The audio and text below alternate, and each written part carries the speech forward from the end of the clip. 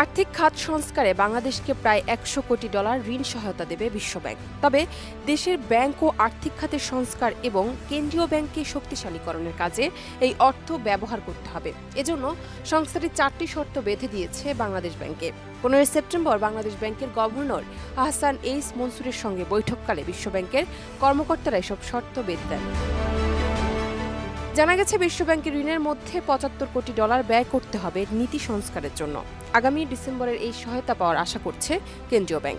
এই ঋণ পেতে বাংলাদেশকে যেসব শর্ত মানতে হবে: ব্যাংক ও আর্থিক প্রতিষ্ঠানের খেলাপি ঋণ আদায়ে সম্পদ ব্যবস্থাপনা কোম্পানির কাঠামো তৈরি এবং কোনো ঋণের প্রকৃত সুবিধাবাদী কে হবেন তা নির্ধারণে নীতি প্রণয়ন করা। ব্যাংক ও আর্থিক প্রতিষ্ঠানের ফরেনসিক নিরীক্ষা করলে সেটি কার্যপরিধি কী হবে তা নির্ধারণ করতে হবে।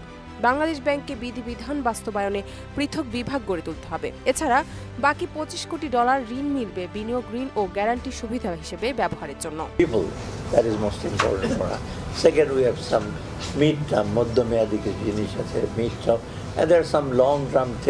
এর আগে 12 সেপ্টেম্বর প্রায় $100 কোটি বাজেট সহায়তা চেয়ে বিশ্বব্যাংকে চিঠি দেয় সরকার। 2 কিস্তিতে $50 কোটি করে এই অর্থ চেয়েছেন অর্থনীতি সম্পর্ক বিভাগ। বাংলাদেশ ব্যাংকের নির্বাহী পরিচালক ও মুখপাত্র হোসনে আরা শিক্ষা বলেন, বাংলাদেশকে $100 কোটি বা $1 বিলিয়ন ঋণ সহায়তা দেবে বিশ্বব্যাংক। এদের মধ্যে পলিসি বেসড ঋণ হিসেবে $750 মিলিয়ন, ইনভেস্টমেন্ট ঋণ হিসেবে $250 মিলিয়ন এবং গ্যারান্টি ফ্যাসিলিটি হিসেবে $150 মিলিয়ন ঋণ সহায়তা দেওয়া হবে।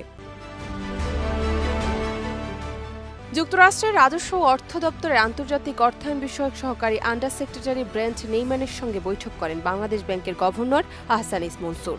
বৈঠকে কিভাবে দেশের সামষ্টিক অর্থনীতি উন্নত করা হয় সে বিষয়ে আলোচনা হয়েছে। এ সময় মূল্যস্ফীতি নিয়ন্ত্রণ, পাচার হওয়া অর্থ দেশে ফেরানো ও প্রবৃদ্ধি সহ নানা বিষয় উঠে আসে। আর্থিক খাত সংস্কারে যুক্তরাষ্ট্র সহযোগিতা করবে বলে গভর্নরকে আশ্বাস দেওয়া হয়। ডেস্ক রিপোর্ট, দেশ রূপান্তর।